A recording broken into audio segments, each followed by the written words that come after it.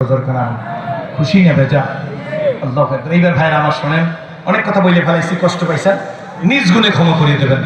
তবে আমি যা বলছি মনে রাখবেন, সেরালি সাহেব কি বলছে বালিশের সাথে গিয়ে চিন্তা করবেন, ডিসিশন আপনার। আমি যদি 14 বছর বয়সে ইসলাম বুঝে আপনাদের কাছে আসতে পারি, আপনারা কেন মুসলমানের ঘরে হয়ে বসবেন না? এটাই কিন্তু আমার চিন্তা। কি বলেন, ঠিক না ঠিক? পারবেন যুবক ভাইরা, পারবা? টুপি নাই তাতে কোনো আপত্তি নাই, তোমরা আমার বড় বন্ধু। এই পালাডিনের যিনি চিন্তা নাই, সারাডিকে যিনি চিন্তা করি, আমার বড় বন্ধু।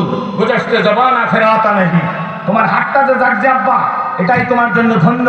তুমি যে আজকে বিনা টুপিতে দাঁড়িয়ে 2 মিনিট কথা শোনার জন্য তোমার চোখের পানি বেরিয়ে গেছে, এটা তোমার জন্য সাফল্য বয়ে আনতে পারে।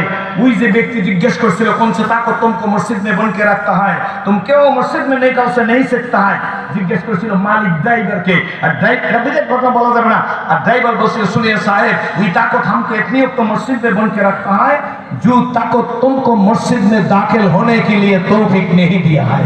তোমাদেরকে যুবক আজকে ইসলামী সম্মেলনে হাজির হওয়ার তৌফিক দিয়েছে ওই আল্লাহ, যাদেরকে এত বড় ঢাকা শহরে ঐতিহাসিক ইসলামী সম্মেলনে আসার তৌফিক দেয়, তোমাদেরকে সেই আল্লাহ তৌফিক দিয়েছে।